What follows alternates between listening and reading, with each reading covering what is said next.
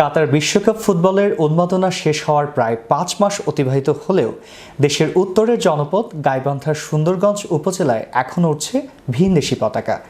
এসব পতাকা টাঙানো অবস্থায় রোদে পুড়ে, বৃষ্টিতে ভিজে ও শীতে স্যাঁতসেঁতে হয়ে বাতাসে ছিঁড়ে ও বিবর্ণ হয়ে গেছে। ফলে পতাকার অসম্মান ও মর্যাদা হানি করা হয়েছে।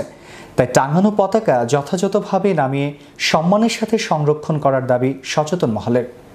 সুন্দরগঞ্জের সাহিত্য সংগঠন সুপ্রকাশ সাহিত্য সংসদের উপদেষ্টা ও বরিশাল বিশ্ববিদ্যালয়ের সহকারী অধ্যাপক সঞ্জয় সরকার বলেন, দেশপ্রেম মানুষের একটি অনন্য গুণ। এই গুণটি মানুষকে অর্জন করতে হয় বোধ ও মেধার সমন্বয়ে। আধুনিক বিশ্বে যে কোনো প্রান্তের যে কোনো ঘটনা আমাদেরকে আন্দোলিত করে, বিশ্বকাপ ফুটবলও তেমনি।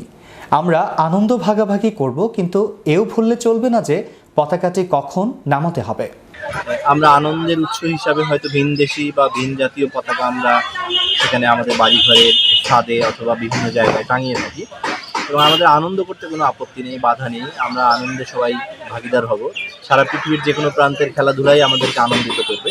কিন্তু আমাদের যে চিন্তা চেতনা, আমাদের যে দেশাত্মবোধ, দেশপ্রেম, আমাদের যে রাষ্ট্রভাবনা, সেগুলোরও স্বতন্ত্র একটি বৈশিষ্ট্য আছে। সেই বৈশিষ্ট্য অনুসারে আমি মনে করি যে যখনই আমাদের খেলাধুলার আনন্দ পরিস্থিতিটি শেষ হয়ে যাবে, তখনই আমাদের নিজেদের দায়িত্বে ভিনদেশীয় পতাকাগুলোকে নামিয়ে ফেলা উচিত।